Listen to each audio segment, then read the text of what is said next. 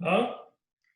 Hello, everybody. I see all of our panelists are here. How is everyone doing? Thank you for joining this early afternoon. One moment, let me silence my phone.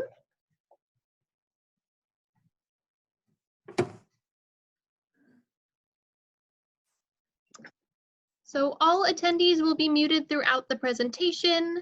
I will be working the PowerPoint here, so if you guys have any slides that you were walking through, just let me know and I'll click the next. For all of those attendees, we would love your participation. Feel free to write in any questions. We're happy to answer them, and I'm happy to relay them to the panelists that are speaking here. Carrie Davidson is here as well from the Idaho Nonprofit Center, and she will be moderating this panel. And lastly, we are recording this session, so we hope that that's all right with everyone. But with that, I will turn it over to Carrie and we can get started. Hi, good afternoon, everybody. We're super glad to have you guys here. I'm Carrie Davidson. I'm the Vice President of Membership and Development for the Idaho Nonprofit Center. This is the first time that we have sold out one of our webinars, so obviously this is a great topic for us to discuss. We are very glad to have all of our panelists here today. And of course, as you guys may have noticed too, Governor Little has sent an update about the current stages for reopening through Idaho Rebound. So we're glad to have all of our panelists here today.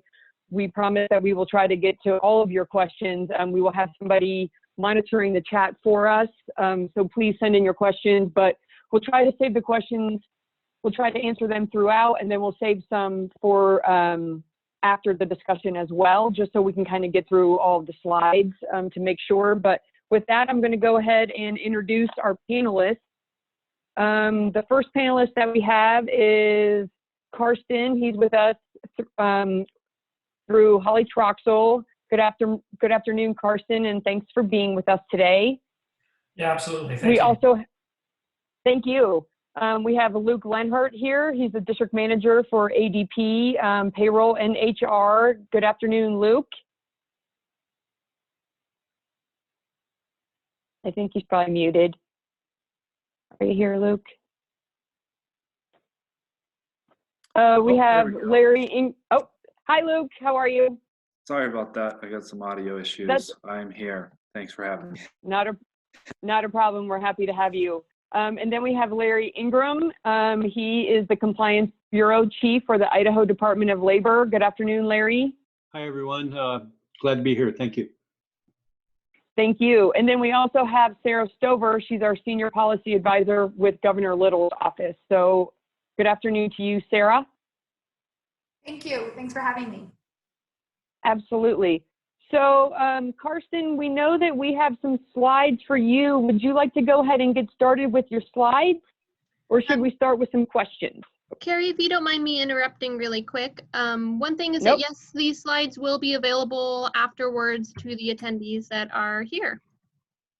Okay, perfect. And then I know that we have some participants that had wanted to participate today, but because we sold out at 100 attendees, we will be sending those out to other people that weren't available today as well. Shall we go ahead and get started, Karsten? Yeah, that's fine. Why don't I go ahead and just start with my slides.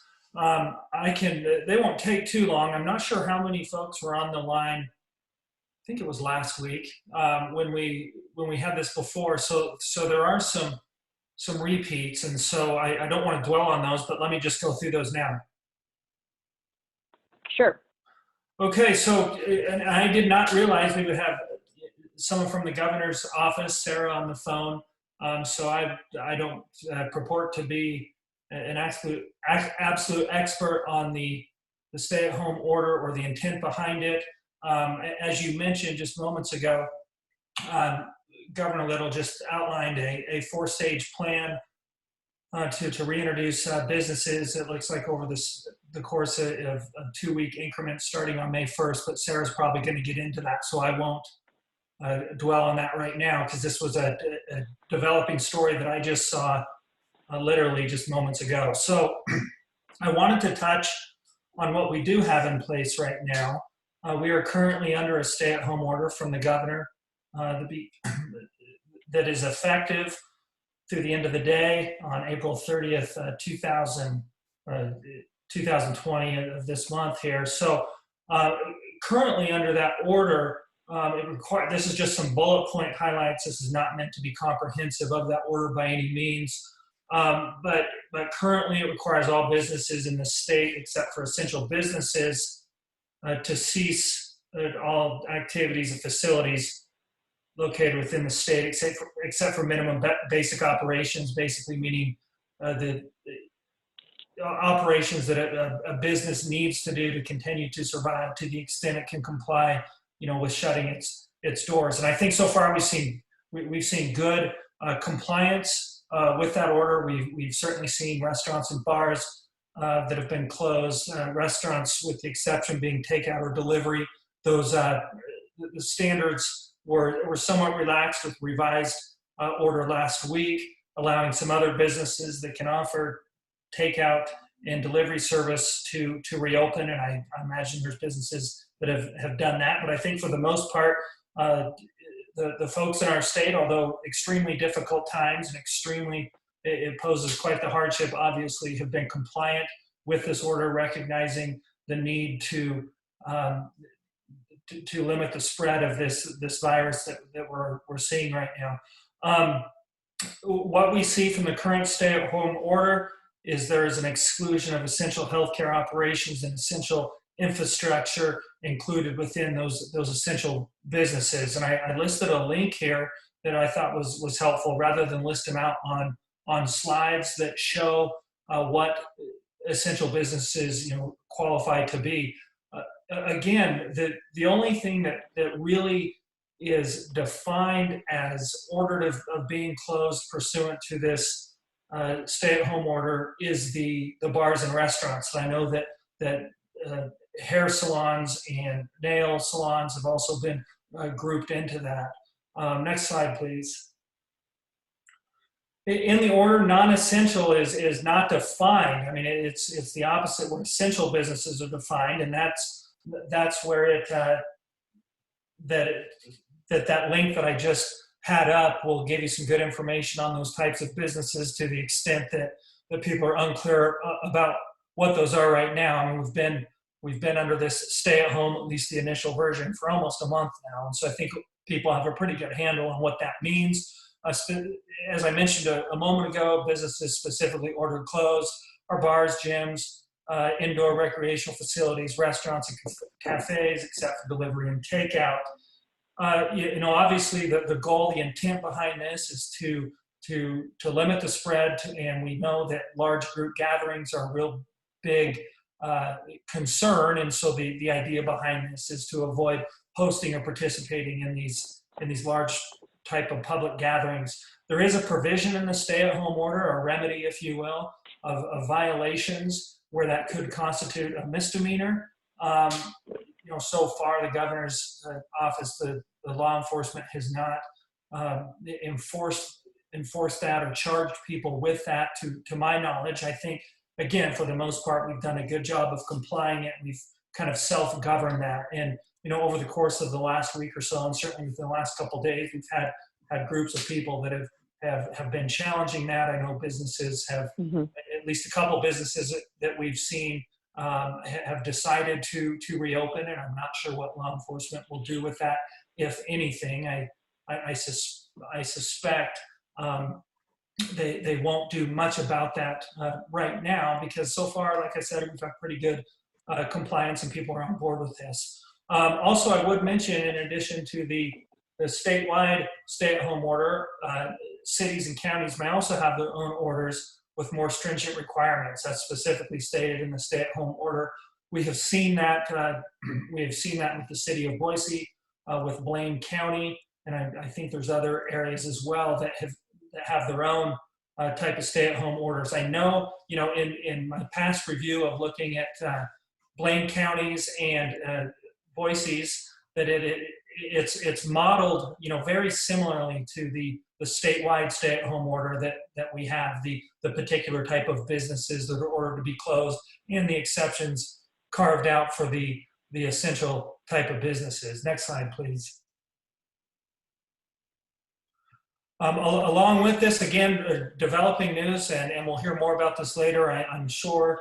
The purpose of this, this discussion today is to talk about the anticipated reopening of businesses and some things. Now this, as of the last 10 minutes, this slide may be a little be outdated. Last week when Governor Little spoke, he expressed a strong desire to reopen businesses. He recognizes that. He's very sympathetic to that. Part of the criteria that he was looking at as of last week, and I'm sure that is not changing as we look to implement his 4-part plan. Things we're looking for is a no upward trend of severe COVID-19 cases in Idaho between now and the end of the month, which is now a week away, and that continues to be monitored and evaluated on a day-by-day, if not hour-by-hour basis by the governor. Last week, Governor Little said that non-essential businesses should prepare to reopen after April 30th, so long as this criteria is met. And we see from today that it looks like he's putting a plan in place to do that. Despite that, it was never the intent of the governor, and from what I see, from this plan today, is we're not flipping a switch, where we all just go back to the way it was, say the beginning of March, or the first week of March, where we are back to how it was. It'll be a gentle rollout, a systematic rollout, and from what I can see and gather, from his comments, social distancing, which is a phrase we've all come to understand at this point, keeping that minimum distance between us and others. I think that will remain for a period of time to prevent the spread. I think we're going to see some of the criteria being, adequate sanitation, protective coverings in workplaces. We've seen the curbside and pickup delivery. We may also see some limited number of people and businesses at a time, directing the flow of people, really keeping a good idea and a good handle on who's in the businesses, keeping them apart, keeping not only the patrons safe, but also the employees as safe as possible as well. And we'll see this in this plan of how different businesses are able to accommodate, higher groups of people and more concentrated groups of people if we're able to get this pandemic under control and to see our numbers drop. Next slide, please.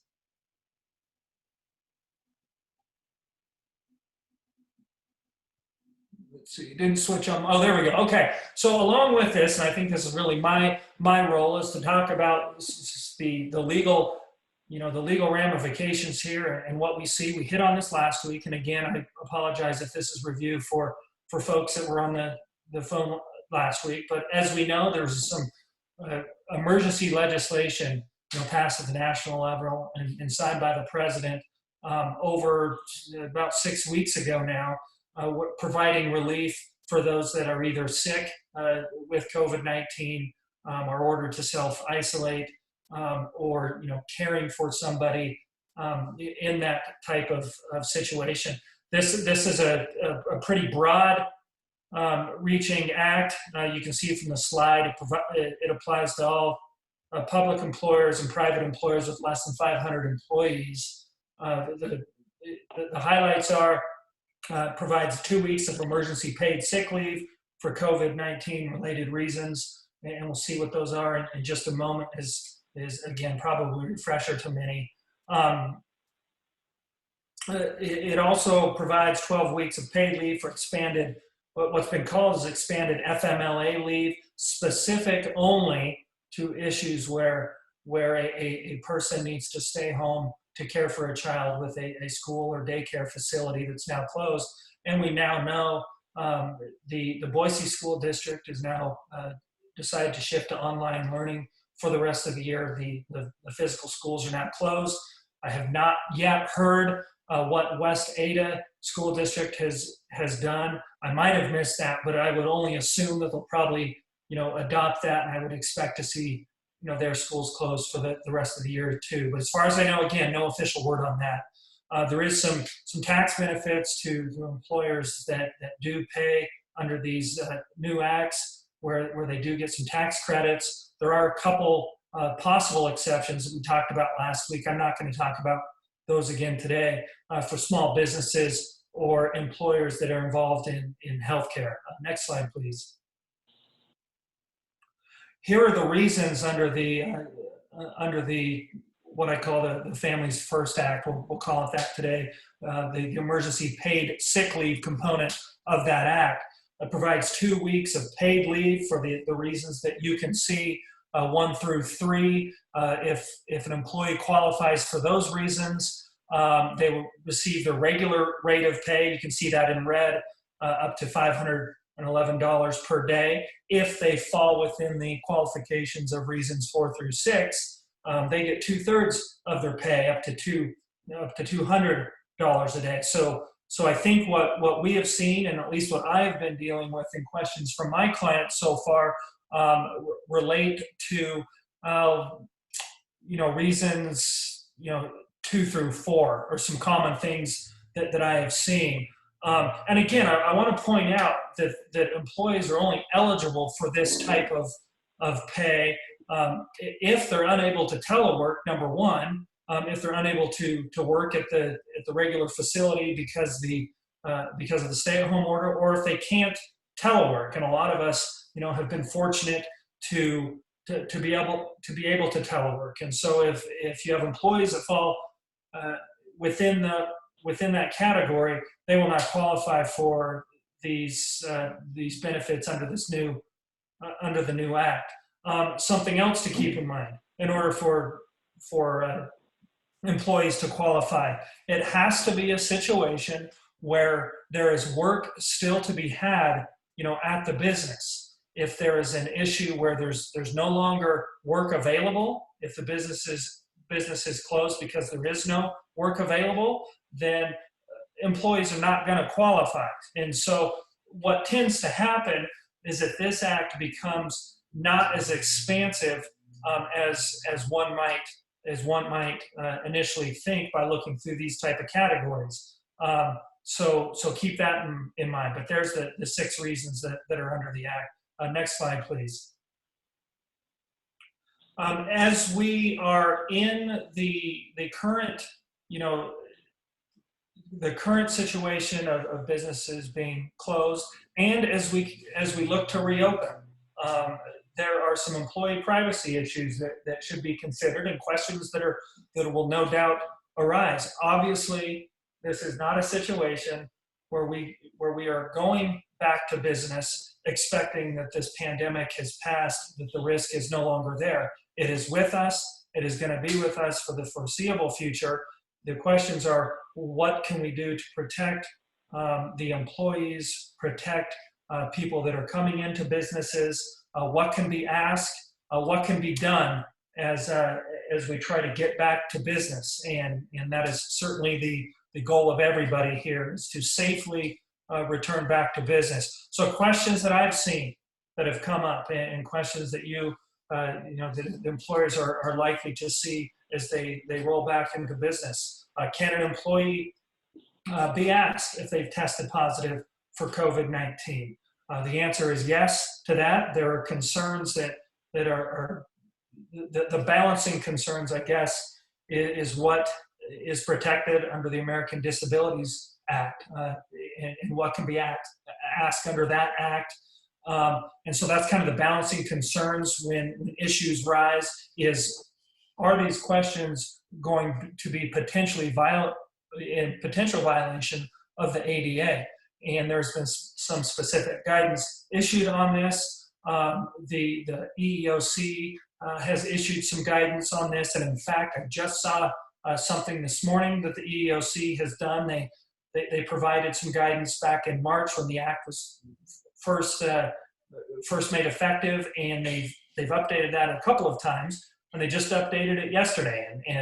And lo and behold, there is a specific question answer on whether an employee can be asked if they've tested positive for COVID-19. And they've answered that. And like I said, the answer is yes. And I think also Another question that can be asked, and I think this is also addressed in this guidance, is we see this roll out more and more in the state, are the tests for antibodies. Can an employee be asked if they've tested positive for the antibodies? And that guidance also indicates that employers can ask that question, and we're going to see more and more of that. We've seen that in the news where the nonprofit Crash the Curve is testing for that. I think St. Luke's is starting to test for those antibodies as well. We're seeing quicker and quicker turnaround times, which is very positive news, and more tests available to people. But as employees return back to work, that's a fair question. It's also fair to ask if an employee calls in and they report symptoms that we now know consistent with COVID-19. You see them in parentheses there of various symptoms. You can ask, if they call and they say they're sick, it is fair for employers, it is appropriate for employers to ask what type of symptoms that they have had, so you can kind of narrow down if they could potentially be at risk for having COVID-19 themselves or exposing others.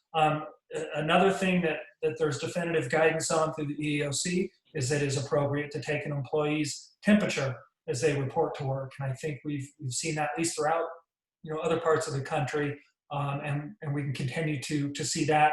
Should employers want to implement that and have capacity to do it. The employers are also allowed to keep a log of this type of information for the employees. If an employer chooses to do that, however, they need to make sure to maintain that confidentiality, of the employee, and not share that with co-employees. So there's a real balance between learning the information, finding out the at-risk issues, but then to the same extent keeping them confidential. Another issue that has come up, also answered by the EEOC, is it is appropriate and allowable for an employer to require a doctor's note allowing a person to return to work, if they had been out because of a COVID-19 diagnosis or a quarantine or something related to the virus. So that is appropriate. Next slide, please. Something that I've seen already, and as we'll continue to see, I'm sure, as we roll back to work, our people are understandably very concerned about this. They're very concerned going back into an environment where they could be at risk of this, either through their employees, co-employees, or people that come into the business. And you may hear, people are worried about that. And again, I think that's understandable. The question becomes, is that a reason for somebody to qualify for some of the paid leave that we talked about a moment ago? The answer to this, again, the employee only qualifies, the EPSL refers to the emergency paid leave unless they fall under reasons 1 through 6. If a person doesn't feel comfortable working and they can back it up with the doctor's advice that they shouldn't be working, that may qualify. But the point being, if somebody just has the fear of returning back to work, that in and of itself would not be a qualifying reason. Now, the employee may have some PTO or unpaid leave. The employer may also, be willing to work with the employee who has those type of concerns. But again, it's kind of the hardline type of approach is for purposes of this emergency paid leave. Unless they otherwise qualify, that would not be available. So next slide, please. That's the end of my slides. I probably took a little more time. I hope I didn't take away from others, but thank you. No, that was great, Karsten. Thank you so much. Does anyone have a quick question for Karsten before we continue? I know, Karsten, actually, we do have a quick question. Can employers ask if someone is being tested right now for COVID? Yeah, I think that's an appropriate question. Again, it's a COVID-related reason, and if you have reason to believe that employee has been tested, I think that's a fair question. Okay, perfect. Thank you so much. Okay, Luke, we are ready for you. Good afternoon, Luke, and thank you for attending. This is Luke Leonard, and he is with ADP HR. And I know that you have a slide that has some resources on it, Luke. But before we get started, I just had a couple quick questions for you. So I'm wondering during your presentation, Luke, if you can also chat about what kind of leave policies should we consider as we return to work? Absolutely. Yeah. No, I appreciate you, Okay. you having me on. So I guess Carson kind of went over some of the main ones. The two that are really big right now are the FFCRA, the Families First Coronavirus Response Act. And within that, you have the Emergency Paid Sick Leave Act. Basically, just giving paid sick leave to those employees who may have symptomatic of COVID-19 or maybe have tested positive. And then also you have the Emergency Family and Medical Leave Expansion Act. So that also ties in the public health emergency leave. Basically, if you are a caregiver, let's say somebody in your family gets it, or an employee has a family member and they're the caregiver, or if you have a child who's home from school or doesn't have a daycare because all of that is closed, those can also be qualified for some paid leave as well. And then finally, there's also some tax credits, and those you can get into quite a bit of details, and it's a very specific situation when somebody's qualifying for those. But there are tax credits for employers on Social Security taxes, some other, employer paid health premiums, stuff like that. So quite a bit of details in there. And the slide that I have has a great website with a ton of resources that you can kind of go in there and get some more specific information on those questions that you may have regarding that. And especially for the FFCRA, that one's a little bit bigger, and there's quite a bit of details in there. So there's a general information page on the website, and then there's also a frequently asked questions page where they go through, all of the things that people are wondering, all the questions that I'm typically fielding here is available there for you. And then again, as Karsten kind of touched on, the ADA, that's definitely something to keep in mind as we are trying to transition back into a normal work environment. So, and then kind of transitioning into some of the questions that I get a lot, trying to, field that transition naturally. Obviously, some people are still going to be working remotely and trying to figure out, how do I stay compliant, but also, how do I stay operating at a high level with a certain amount of efficiency, things like that. So I included an article in there, basically just kind of outlining, keeping accurate time records, making sure your employees are doing what they're saying they're doing, having rest and meal period requirements, making sure you're not overworking your employees as they are virtual. I know some people expect to have a certain amount of response time if there, is a text or a call or an email sent out. Just making sure there's safe and healthy boundaries there, but then also making sure you're staying up to date, of course, with all the changes in legislation, and that's why I've included all these links, is because they're constantly updated, every single day as things change, even hourly at this point. So these are great resources to hang on to, or at least bookmark for the time being. And then finally, on the bottom, there's quite a bit of information on OSHA's website, obviously. As far as the details there, I basically have found that it's most beneficial for an employer to go on and schedule a free on-site consultation. Obviously, now we can do virtual, but having an official OSHA representative come and talk you through things is probably the most beneficial avenue at this point. And then I also included the Small Business Handbook in there, which they have more tools and resources that you can visit, view updates, and get, constant notifications as things are changing. Okay, I do have a quick question, and you actually touched on it, Luke, but can you talk a little bit about what a flexible work plan about working from home looks like? I think a lot of us are, if work typically, if the doors open at 9 and our hours are 9 to 5, how do we flex the time at home to where we don't feel like we're, on at 8 and working until 6? Or what are kind of some of the boundaries that we can set as an employer or as an employee to say, look, I know that I'm working from home, but I'm really trying to balance my work-life balance, as I think a lot of people are overwhelmed by that right now. Can you talk a little bit about that? Yeah, absolutely. There's been quite a few questions on that. So, I've been dealing with it as it comes, because obviously every single industry is different.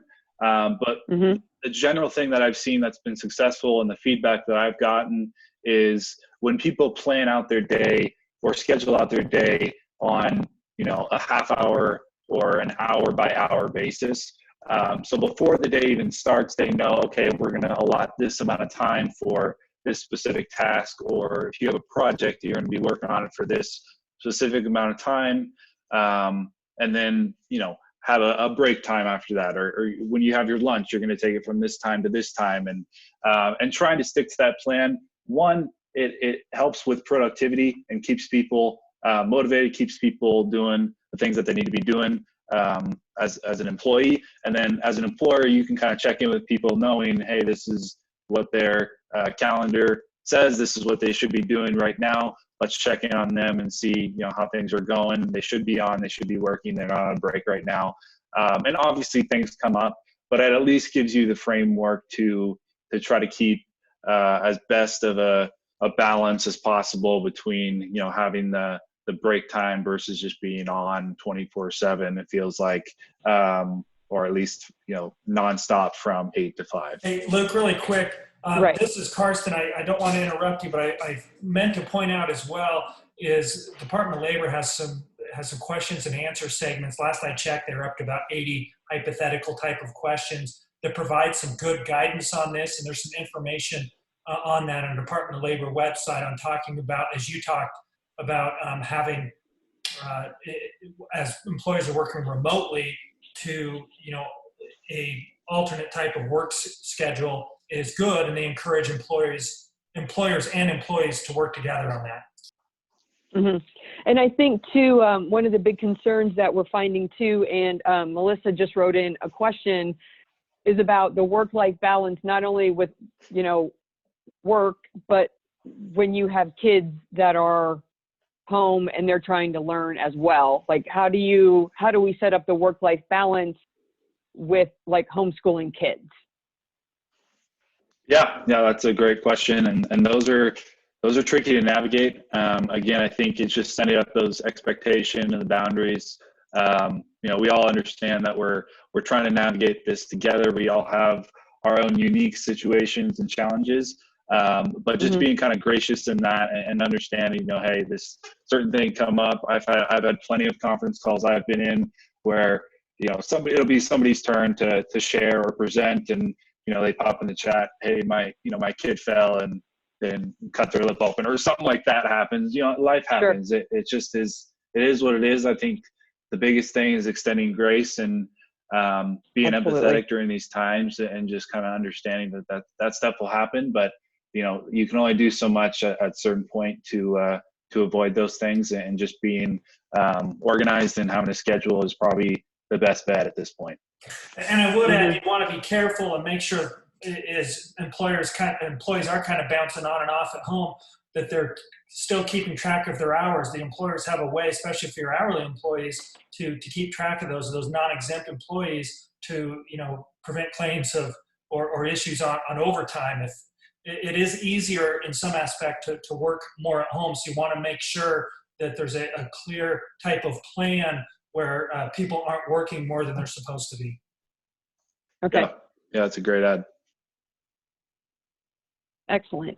Well, I appreciate you guys chiming in. I think for the sake of time, if you guys have any other questions, please let us know. I did receive a couple other questions.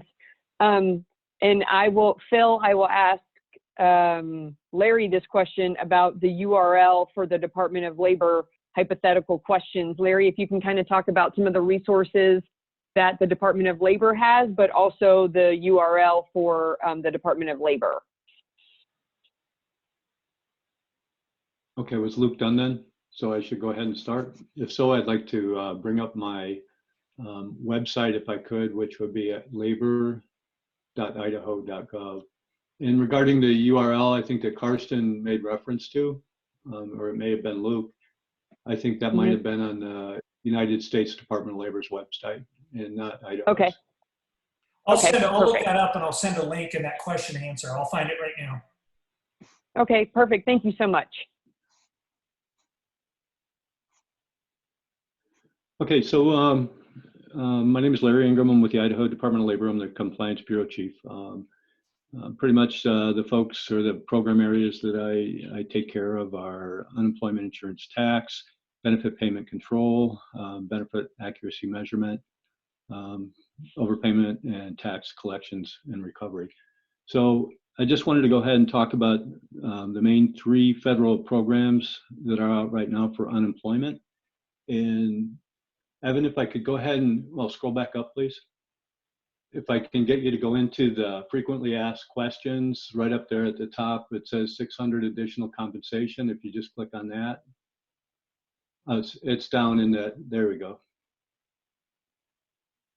Okay, so we have a lot of information in here, and if you can just scroll down, right, maybe just a little bit more, where it says updated April 16th. Okay, perfect, right where you're at. Okay, one of the programs is pandemic unemployment assistance. The next one, right where our cursor is the federal pandemic unemployment compensation.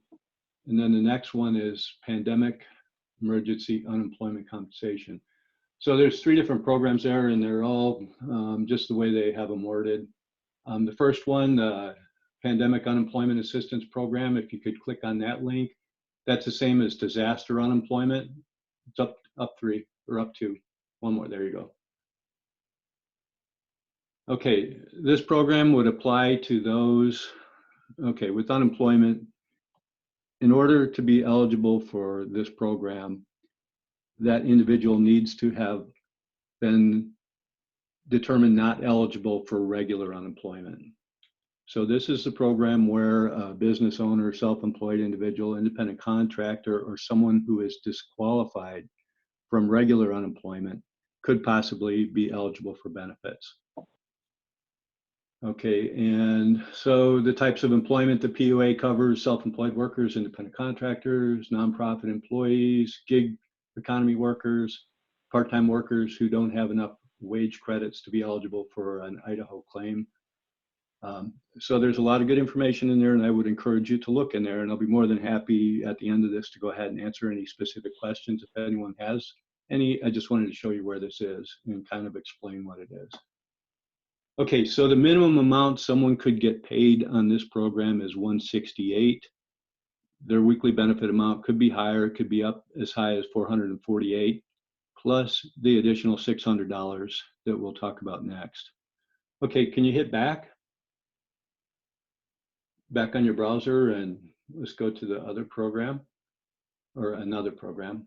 Okay, the one that says Federal Pandemic Unemployment Compensation, yes. Okay, this is a $600 add-on, and this will be added on to any claim types. So if it's regular unemployment, the extended benefits that we'll talk about next, or the pandemic unemployment insurance. Okay, so it's just an add-on to everyone's claim as long as they're eligible on a regular or other type of claim for at least $1 a week. It'll get $600 added on, and this is very similar to the, if you remember in the last recession, there was a $25 add-on. Well, times have changed at $600 now. Okay, and this program runs out. It's effective March 29th, and the last week that we'll pay this type of benefit is July 25th. And if anyone has been paying attention to the media or anything, we do have this up and running now. So the $600 add-ons have been going out the door. So people are receiving it. Can you go ahead and back on your browser again?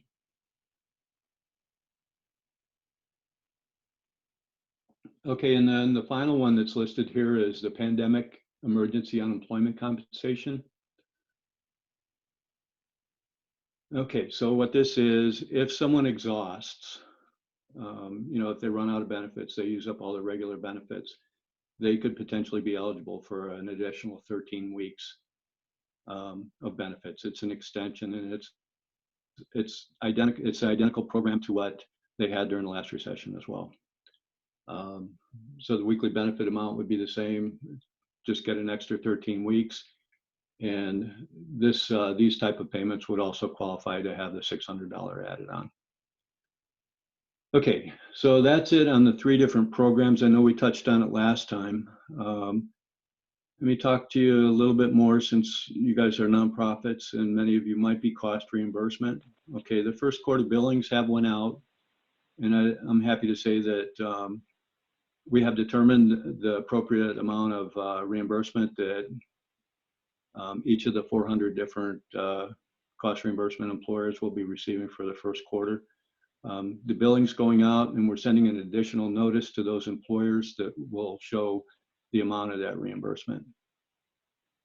Okay, and then finally, I would like to encourage the employers here that if you have people that are on unemployment and they are still receiving pay from you, to ensure, or at least encourage your workers to go ahead and report those earnings each week when they file a claim for unemployment.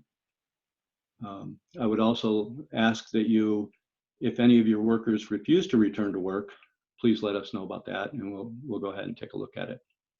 And that's all I have for now. Thank you.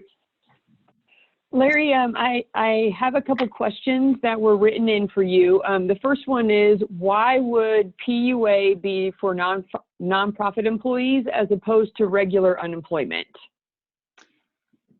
That's a very good question. And I will tell you that in order to be eligible for PUA, we have to make sure that that person is not eligible for regular unemployment first. And okay. I can think, okay, so let's go ahead and take a look at another nonprofit category. Let's look at churches. Okay, the earnings or the wage credits or the wages earned by an individual for a religious organization are exempt and they're not taxed. So thereby, a person, if they work for a church, they don't have any wage credits, nothing to base the claim on, they can come in and file a claim for PUA. That's the simplest example. Okay.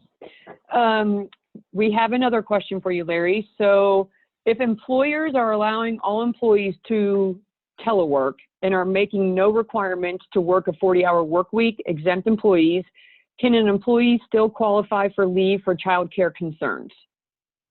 Okay, one of the requirements for the PUA, for the pandemic unemployment, if that person's working, or if they can telework, they're generally not going to be eligible for that program unless their hours are less than full-time. There's some pretty specific guidance, and I don't have it in front of me, so I don't want to misquote it. But there are strict requirements, and if you can telework, generally you're not going to be eligible. However, if that telework is reduced for some reason, you may be eligible. So I would encourage that individual to go ahead and apply, or have that employer have those individuals apply. Okay, perfect. And just another question for you, Larry. How do we go about handling employees that are returning from either being furloughed or from unemployed?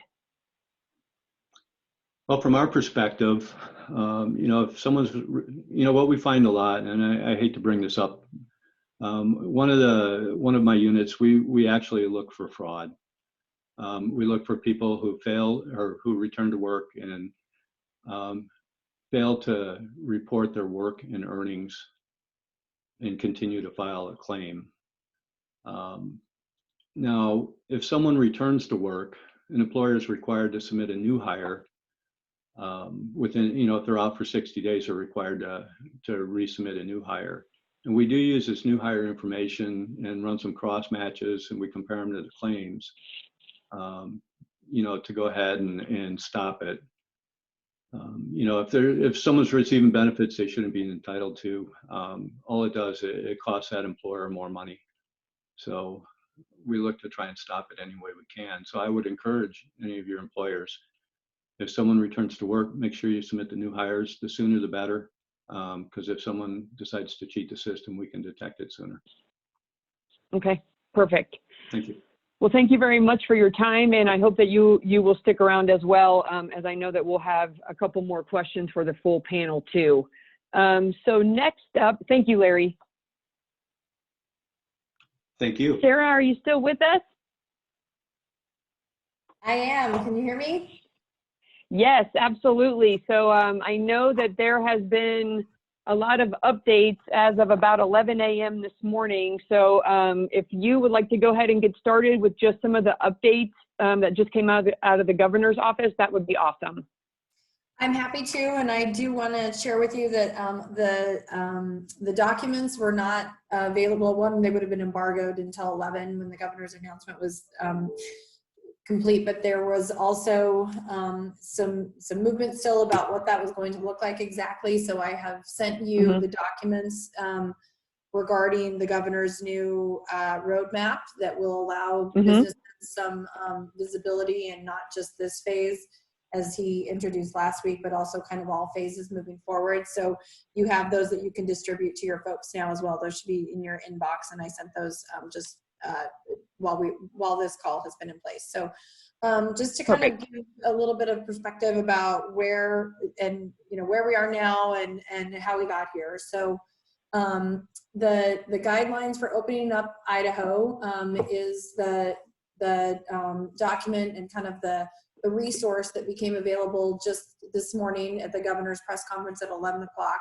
And I'll have you pause right there just at that rebound.idaho.gov. So up until this point, we have been really directing people to the coronavirus website, and that's the website that had all the resources for people, but it was really pretty focused on the virus itself for people that were wanting to watch what kind of virus activity and things, although there was some links and information about, some of the stay-at-home orders and that type of information as well. But we have now rolled out, and this kind of mirrors what the feds did last week as well, was that as the White House rolled out their opening up the economy document, that each state is now needing to take some of that White House and federal guidance and customize it for their own state. So the governor last week extended the stay-at-home order, but made an announcement that non-essential businesses would have 2 weeks to develop plans to begin looking at what they could do to open up their own non-essential businesses and how they could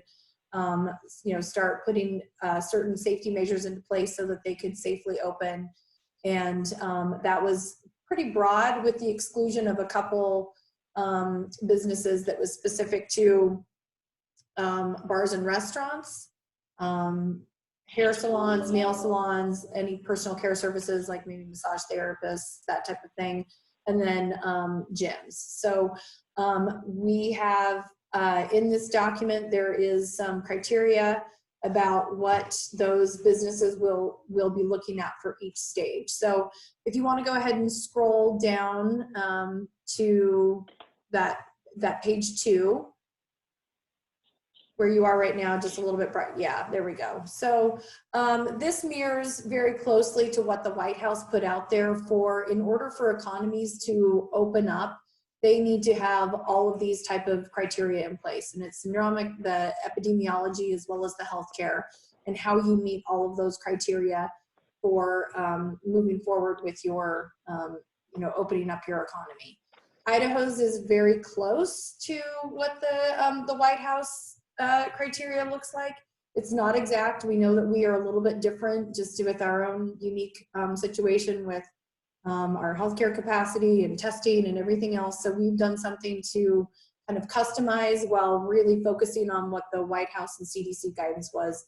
in that. So for each stage to continue, for us to move from one phase to another, the expectation is as we are moving forward, that there be basically an assessment every 2 weeks to make certain that we are hitting these criteria and that we are really staying in a position that we feel like as we phase these plans out, we are not seeing something with the virus activity that's concerning that will make us, you know, realize that maybe some of the phases that we hit we're not ready for. So we'll be constantly looking back to these criteria before opening up another phase and making certain that we're still comfortable in that.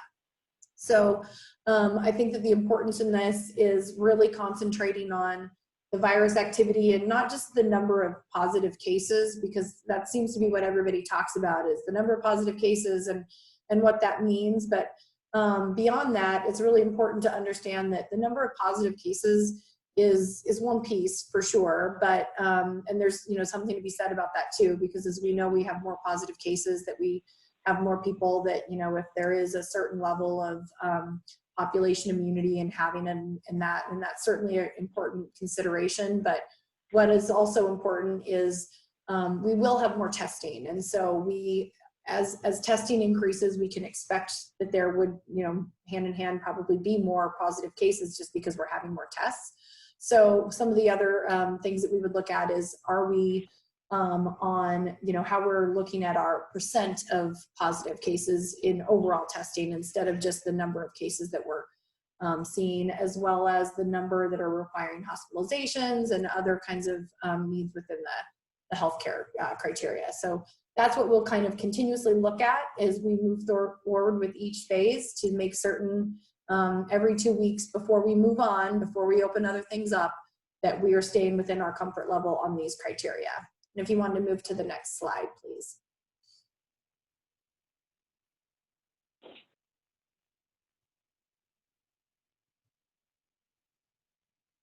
So these are a couple of the things that we know are essential strategies and needs for anything as we move forward. So testing and contact tracing are really essential. So back to the point about knowing who has the virus, and we also have to have contact tracing in place that really, and the contact tracing is, for those of you that aren't following the virus side of that as much, but the contact tracing is when we know that we have a positive case, that we can quickly do an assessment within our community to know where our risks are because of that positive case. So the local public health districts, the 7 district health departments around the state, have people on staff that are, when those positive cases are reported, they immediately reach out to that individual and find out what we know about them and the exposure and the risk that went along with that. So if that individual, and I think that the standard is usually to do a look back of a couple days to find out who that individual had contact with, where they were,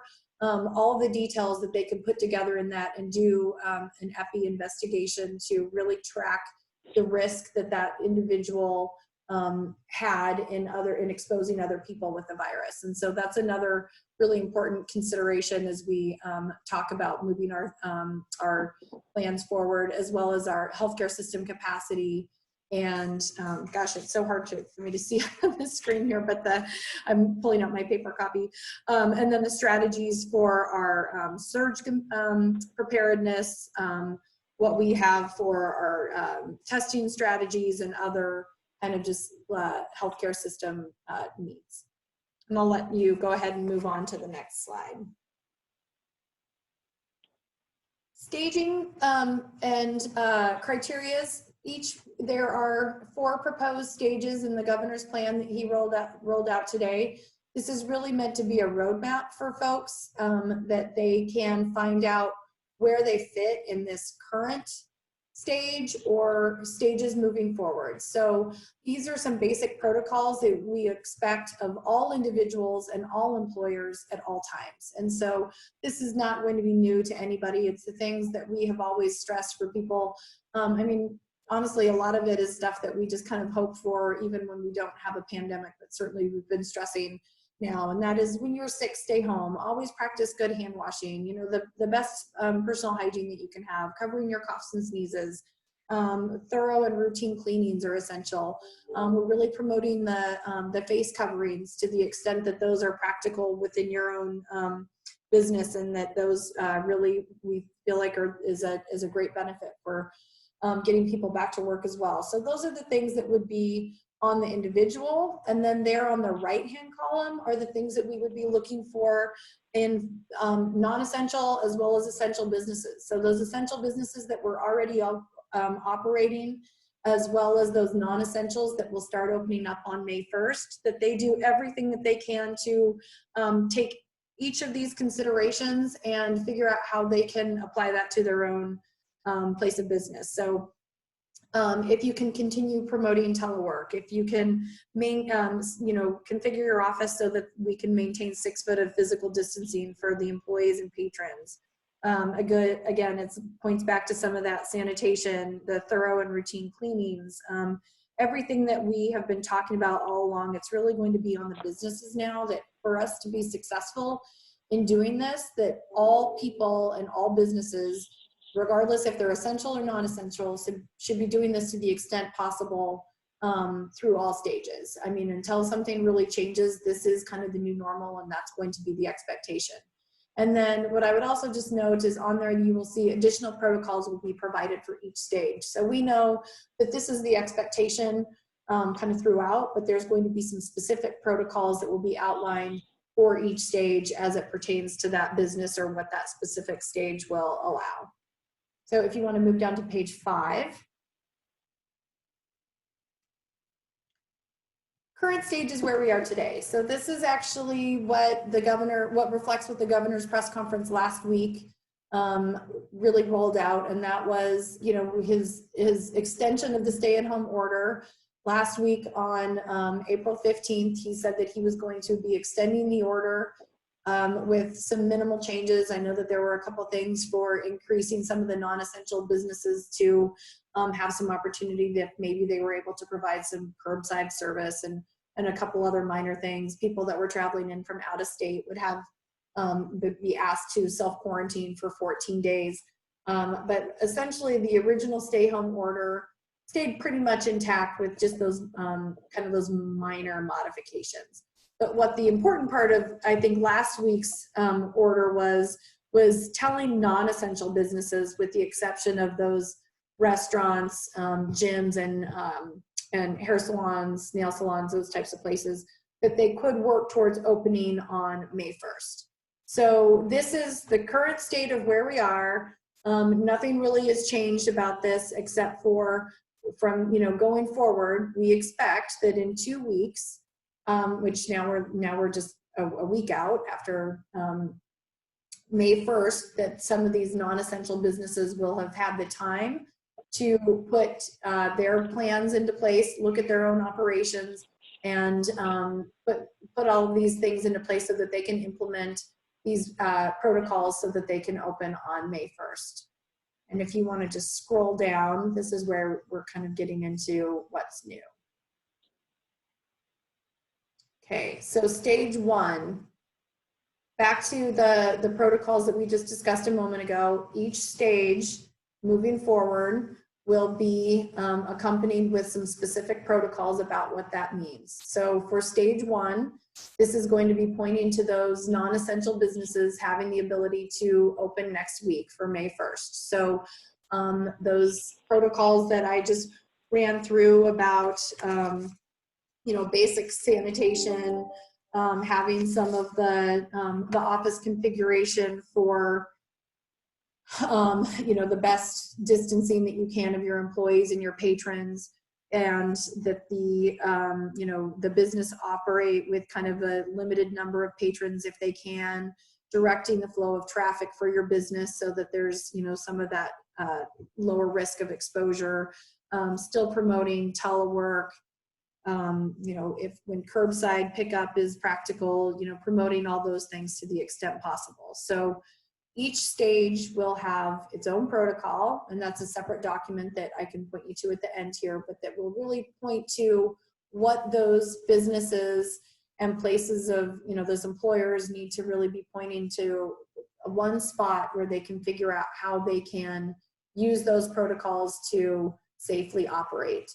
And the business protocols will be aligned perfectly with each stage and how we feel like some of those things will continuously need assessment and how we can potentially lift those. So in stage 1, again, it's those non-essential businesses, with just exempting bars, restaurants, the gyms, and hair salons.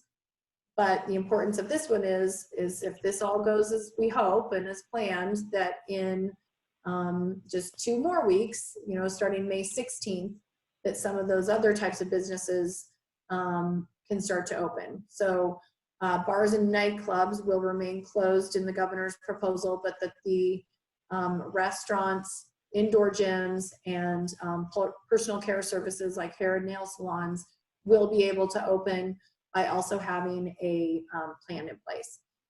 And I'm going to pause on that for just a moment because I want to, a lot of people have a lot of questions about if a restaurant has a plan in place now, why they can't open on May 1st. And same with a hair salon and all of the gyms. And there's been so much question and chatter about that. And I just think it's an important point. So I just want to kind of call out why this is a phased approach.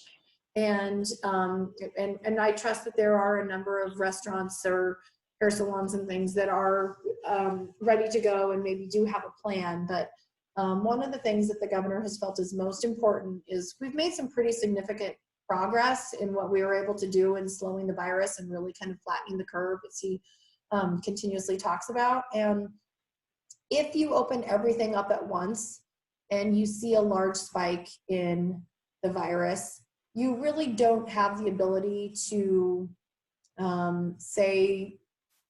you really don't have the ability to know where you created more virus activity specifically. So if it is something where it's really because of the restaurants and that dining together type of experience that's creating that, if you do this in a bit more of a phased approach instead of every type of non-essential business opening at once, it really gives you some assurance that you don't have to go backwards and close everything down again.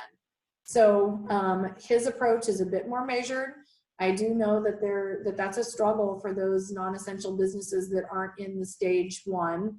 And, everybody's anxious to open again, and we are too. We can't wait for our economy to get back to where it needs to be and for people to have the mobility that they want. And we look forward to those days as well. But in opening up everything at once, you just really lose a lot of confidence in knowing where your pressure points were if you start seeing things go if you start having some virus activity really starting to spike, you lose some of that in not knowing and having confidence in what's causing it. So that's why this is a more measured approach.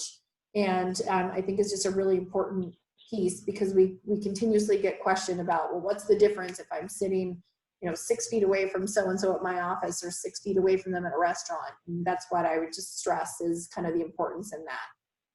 So again, stage 1 is those non-essential businesses with those few exceptions, but those places with the exceptions of bars and nightclubs, and then of course large venues like the movie theaters and things, sporting events, will have the ability to be developing plans so that they can open hopefully on May 16th. So that would take us down to page 7, which would be stage 2. So here's stage 2, and the protocols will, there will be protocols released for each stage as we get there. So in stage 1, which was the one that we just reviewed, those protocols are already available and are on the rebound.idaho.gov website right now. The stage 2 protocols will come with this stage when we get there. So in this stage, the restaurant dining rooms can open, so no longer just delivery or takeout, but that those restaurants can actually start opening for dining in their facility and have indoor gyms operating, as well as those hair and nail salons. And this has been one that I know everybody's really, really anxious for, and we'll see. We hope that one can be available on May 16th. A lot of people are asking about how that's going to work for those businesses to open. It'll be just like all the other essential and non-essential businesses, with the exception of restaurants, which will be needing to submit plans to their local public health districts for their on-site dining. And then scroll down to stage 3. We have dates at the top of each banner. You can see that these are target dates that we hope to hit. So stage 3, you know, if all things go as planned and none of this creates any major change in the virus activity, then we would hope that we continue to hit these dates. It's noted throughout the document that these are targets and not necessarily promises on those dates, but you can see the key difference in stage 3 is that bars and nightclubs, they're in that right-hand column in that middle section, that bars and nightclubs, although remaining closed at this point, may now develop plans, just like those restaurants and other non-essential businesses back in stage 2 were able to start developing plans about how they can open in stage 4.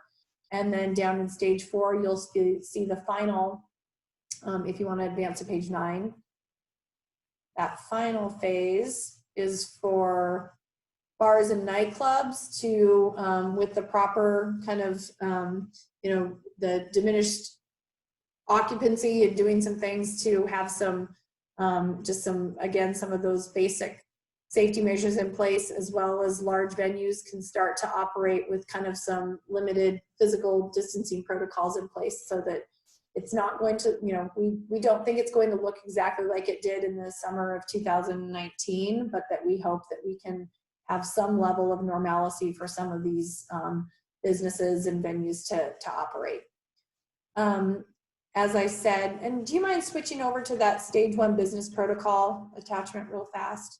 So this is that one pager. So on stage 1, for those non-essential businesses, to be able to just go to one place to see, for them to open on May 1st, what those protocols look like for them to open their doors and really be, you know, meeting all of those requirements and recommendations, so that we feel like we are, you know, implementing every safety measure we can so that they're operating safely.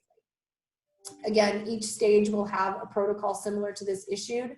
We're only doing them one at a time, as we kind of need that necessary time and planning and knowing that we're putting the right things in place. All of that is now available on the new website that was just launched this morning. That's the Idaho, the rebounds.idaho.gov. You can find both of these documents and some other resources for businesses. And that's kind of the extent of my remarks, and I can see if there's questions. I'm able to stay on, well, really, I had a 2 o'clock where I'm also supposed to be participating and providing some of the same information, but I can try and stay on for a question or two now if that works for you. Sure. We do have a couple questions. So regarding indoor gyms and recreational facilities, if they're open, but if gatherings are limited to fewer than 10 people, can they only open if there's fewer than 10 people that enter? So the gatherings, I would say no. The way that I'm understanding is that some of that's going to depend on space. And so if you are able to develop something for your business of any type, and you can, I mean, the gyms are a little bit different because they're that next stage, but for any business, if you are a business that has a lot of space, and you know, if you're a large store, and I'm thinking of something like the plans that Home Depot is a great example. My husband and I have been doing a fair amount of just like everybody else, we're home a lot right now. We've done some of those things to our home, just some basic maintenance things. And if you think about, they were an essential business, but they did a number of things to, you know, obviously that they're not limited to 10 people, but that they are putting social distancing things all throughout the store so that people can safely, you know, both their workers and the people visiting their stores are there and safe. So if it's limiting the number of people that you have coming in, if it's the flow of those aisles as people walk through, that they're asking that they be just one direction instead of, you know, the kind of that, you know, just flow of what you think of people just hovering in one spot and having people, you know, crossing paths the way that people used to do. All of those types of things would be the expectation. So I wouldn't focus so much on just the number when you think about these plans, but really how you can space yourself out and how you can do the things that are in those protocols to meet all of those standards. Okay, so speaking of space, how do we social distance kids that are in daycare? So the daycare one is one that is not available from the CDC. They have had, they have promised and assured us that there is going to be guidance coming out this week. I think that the important takeaway on that one is that there were a number of daycares that were still open and operating and doing a number of things that they could to operate throughout this time. And I know it's extraordinarily challenging. I have young kids, and it's a challenge, and it's one that I think is going to be extraordinarily difficult to do. I will tell you that the local health districts have people in place that are working with either those daycares that are either remaining open and want somebody to help them meet their planning criteria, or are trying to reopen. And we are looking forward to the CDC putting out some of that guidance, because quite honestly, it's been pretty mixed on how people can do that. But I mean, we know that there's going to be certain things that childcare providers have to probably do, if it means breaking into smaller groups, if it's certain scheduling requirements, if it's taking some of their childcare workers' health into consideration about, maybe if they had people that were in some of those vulnerable populations, just like other employers. But those are ones that we are aware of, that everybody's already looking to. And I would say, look for that CDC guidance, as well as reach out to your local health districts, because they already are working with those facilities that are open or looking to reopen. Okay, so when speaking about reopening, do businesses have to submit a plan of action, like to document the steps that they're taking? Like everything else, we are just hoping that this is all done through education. We're not looking to have punitive things and having this be something overly administrative and challenging for businesses. So really, with the exception of the restaurants, I don't see where that's going to be required. Restaurants will need to work with their local health districts to get a plan submitted for their reopening. But apart from that, and that's just a submission for approval. It's not anything beyond that. And all other businesses should be free to just put their plan in place, look at these protocols, figure out how they can apply these to their own business, and move forward. Okay, quick question. I know that you have to get going, Sarah. So does phase 4 include museums and like soup kitchens and senior centers? The senior centers is a little, so sorry, sorry. I was thinking immediately of the long-term care facilities. So senior center is more of like a dining, going in for that type, that's a good question. And I don't know that we have addressed that one. They're just a little bit different still, because of the, generally speaking, the vulnerable populations that would be trafficking in those. That's a great question, and I don't know if we've said anything about those specifically. There certainly would be a high risk in some of that specific to a senior center. Okay, perfect. So these are questions now just kind of for the panel. So one of them is regarding sanitation protocols. So will there be sorry. Oh, Evan, if those are the ones specific for me, I'm going to hop off, because I had promised that I was going to do another one of these at 2. Sure, but absolutely. any questions that need to be addressed for me or the Department of Health and Welfare or local public health, I'm happy to run those answers down to the best of my ability. If somebody could just get them to me in an email, we'll do our best to get responses out that you can then share with your members. Perfect. Thank you, Sarah. I greatly appreciate it. Thank you for having me. Absolutely. Thank you. So if anyone on the panel can answer a couple of the other questions that we have, that would be great. If not, I promise that we will get these questions to Sarah and we will get the answers back to you all. So regarding sanitation protocols, will there be any protocols provided for public spaces, including like products to use and how often to clean and sanitize places such as public restrooms and handrails?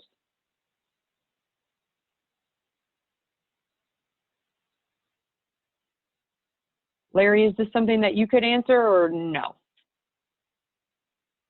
No, it's not. Okay, well then we will write this question down for Sarah. There was another one too that talked about if there were going to be central resources for people to purchase supplies, sanitation supplies. So we will make sure that we will send those questions to Sarah and we will email everyone. Another question that we have is for employers who receive the PPP, the Paycheck Protection, but aren't open yet. How can they meet the 8-week timeline to have it forgiven?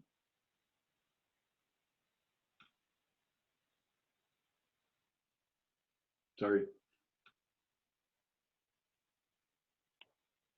Is this anything that Karsten or Luke could answer? I don't, this is Karsten. I don't know the answer to that. I haven't focused on that aspect. There's others in my firm that have dealt with that. Okay. I was going to say Well, I haven't dealt with that directly either. Apologize. Okay. Well, we will find a resource and we will email everyone the answers to that question as well. Does anyone have any other questions that you would like to type into the chat for our panelists today? We'll give it another minute. And we hope that you guys have enjoyed all the resources, that you have found all the resources that you need on our website, the Idaho Nonprofit Center's website. On our homepage, we have a COVID resources link that is loaded with resources and answers and any kind of webinars that you are looking for. If there's any kind of resource that you are looking for, please let us know. We update our website as often as we can. So we're glad that you joined us today. We hope that we answered all your questions. We have 3 remaining questions that have yet to be answered that we will make sure that we will get out to everyone. Let's see, one more question. Oh, about mass gatherings. Can anyone here speak to mass gatherings and any guidance for openings of a conference or other events taking place in the fall?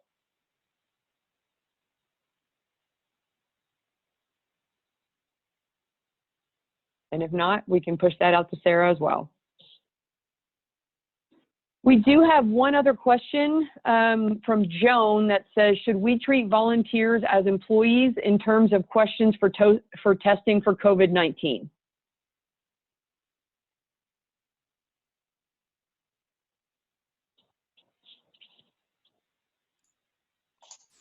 I'm not 100% sure on that one. I don't know if there's any liability there, but I would say yes as my initial instinct, but I'm not sure what the liability is there if they're volunteering for you. Okay. Yeah, I haven't looked at Karsten? that either. That hasn't been addressed by the regulations. I have not seen any guidance, on that. So that may be yet an open issue. Okay, and we had one other question when we were talking about some of the questions, Karsten, that we could ask employees when they were returning. Are there any questions that we cannot ask employees? Well, again, I think that could be a long laundry list of things, right? I mean, obviously, if it's something that's related to or suspected to be related to COVID-19, I think those are fair questions and acceptable according to the guidance that we have. I mean, obviously, if it's something completely unrelated to it, like a person has a broken leg and you want to get into details about that, that falls under the traditional, ADA type of protections. In other words, there's been some leeway. So I think if employer has a reasonable belief on asking questions for the basis of COVID-19 issues, I think that would be acceptable. I don't know if that answers the question directly, but if you're reasonably focused on that issue and on potential exposure and symptoms, in the workplace, I think those are fair questions.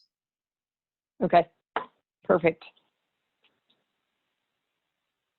Does anyone else have any other questions for Karsten, Larry, or Luke?